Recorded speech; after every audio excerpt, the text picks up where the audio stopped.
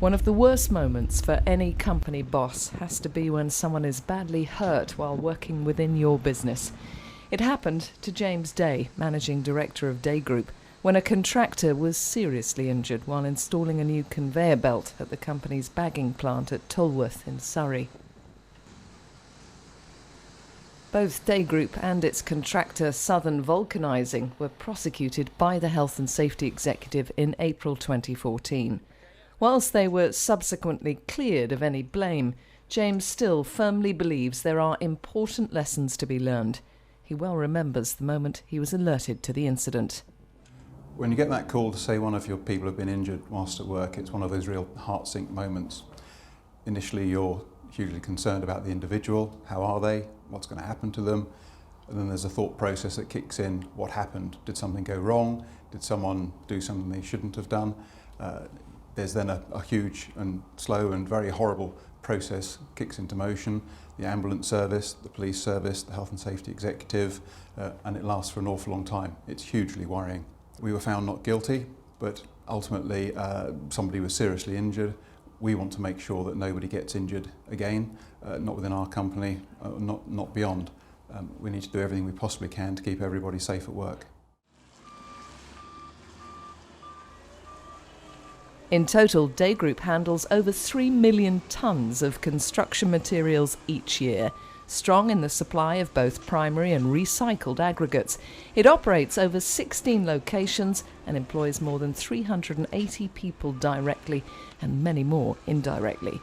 The busy Tolworth operation is part of the group's extensive network across the south of England.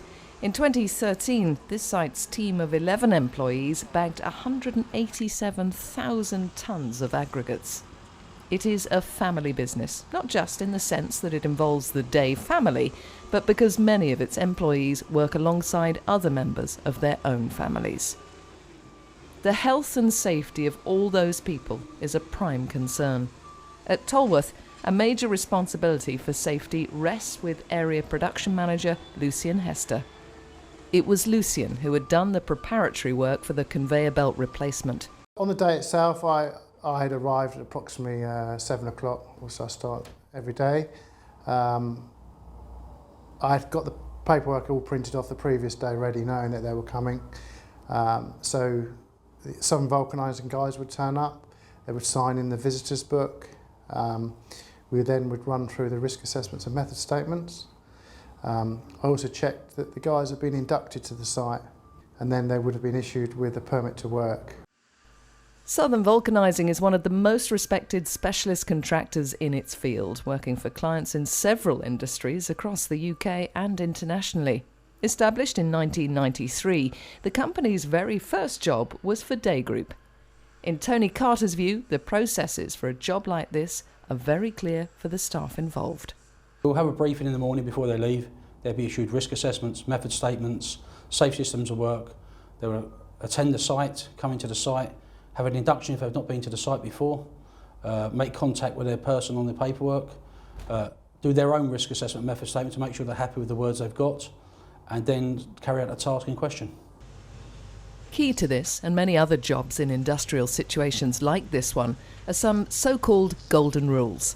The particular rule that was crucial in this case requires that no one is allowed to work on live plant until it has been immobilised by being locked out and then tested. On the day in question, there were 3 people who needed to independently apply locks in the bagging plant control room. One was Day Group operative Malcolm Burton, who was supervising. The 2 others were from Southern Vulcanising.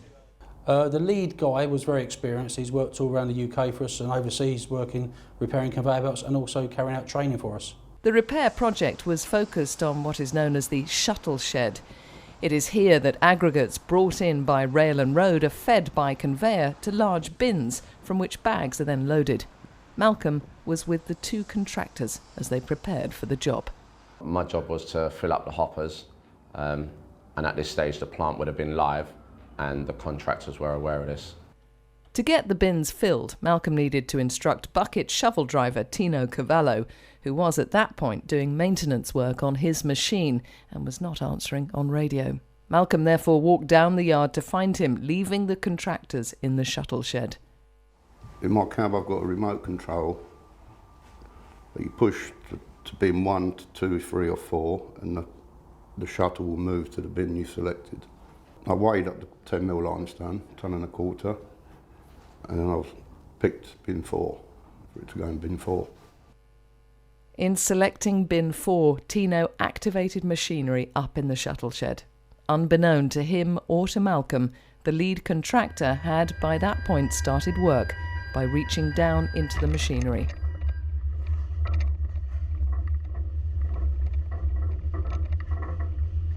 As the shuttle repositioned itself, he was crushed against the guardrails. It was able to do so because he had started work without the lock process being instigated.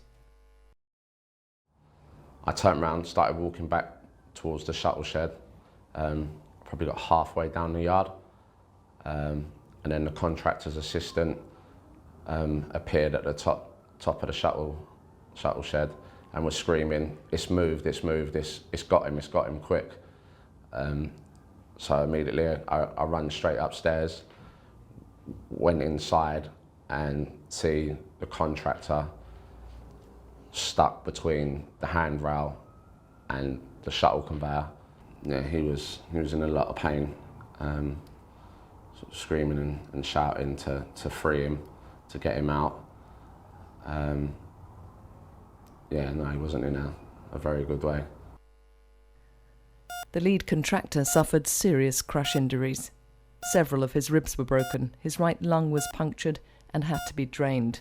His liver was lacerated, requiring stitches, his spleen was damaged and had to be removed, and he had numerous bruises. He spent 10 days in hospital and was off work for 8 months.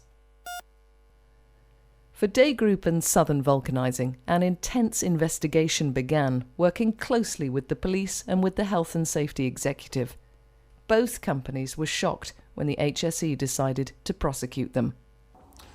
We carried out our own internal investigation, and to us it seemed that the incident had happened because a very experienced individual had ignored a basic electrical lockout procedure. We thought we'd done everything we had to do. We were very surprised when the HSE announced that they were going to prosecute us, and we were aware that they win something like 94% of the cases they take to court. Nevertheless, we had the courage of our own convictions. We decided to plead not guilty. And that was a 2-year process. One instance we could have walked away with just a £20,000 fine, but we wanted to prove our innocence and prove we done nothing wrong.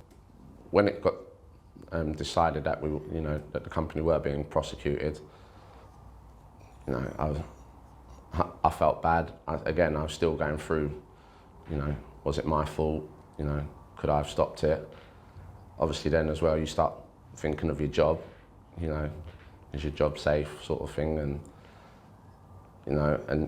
sleepless nights, I couldn't sleep properly, especially when I was on my own, even driving to work, stuff like that, you sort of kept having flashbacks of the accident. I mean, I've been working for Days 11 years and nothing like that has happened to me. I've never seen nothing like that.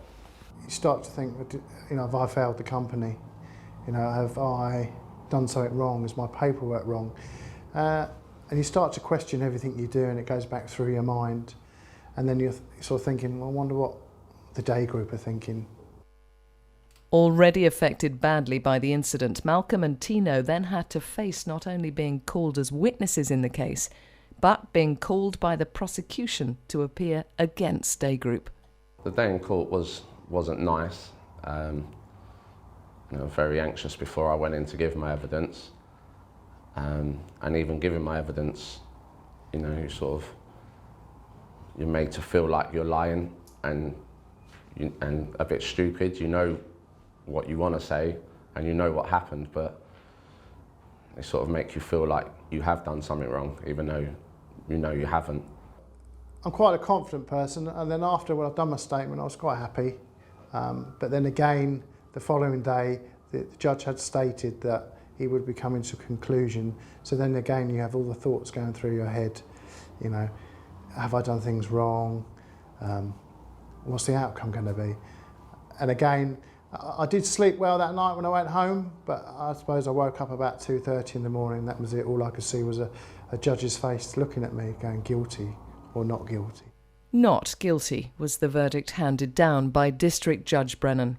He said that both Day Group and Southern Vulcanising were well-managed companies with many years of experience and commended their approach to employee training and supervision. The judge said that the task was well planned, with site visits and risk assessments, and commended the communication between the two companies. He did not accept the assertion of HSE Inspector Steve Curtin that the method statement was unclear, ambiguous, or could cause confusion. Judge Brennan's conclusion was that the lead contractor had, despite his training and experience, begun work that day without locking off. He found all the other witnesses credible and convincing. The outcome was a huge relief for all at Day Group and Southern Vulcanising. While all have been vindicated, the experience has changed every one of them. So I would say I'm definitely a lot more nervous at work. But again, it has definitely opened my eyes into sort of the health and safety side of things a lot. And I suppose I do look more when I go to my sites and walking around.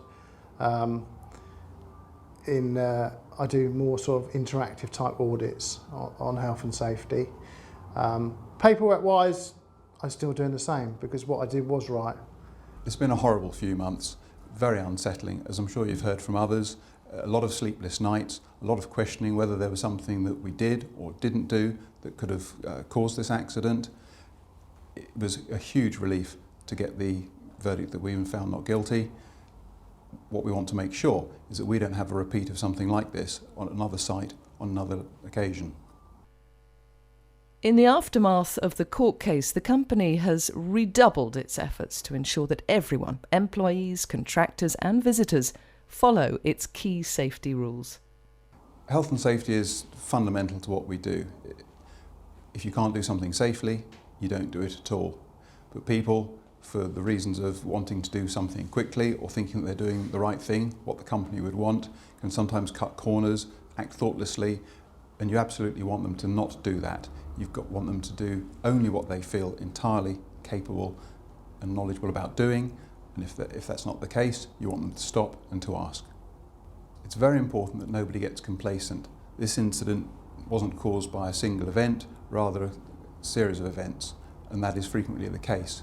People have to constantly ask themselves what they're doing, they have to question what is happening around them, and if necessary, stop and ask. The company's mission is clear. It wants everyone who visits its sites to go home safely to their families at the end of each day.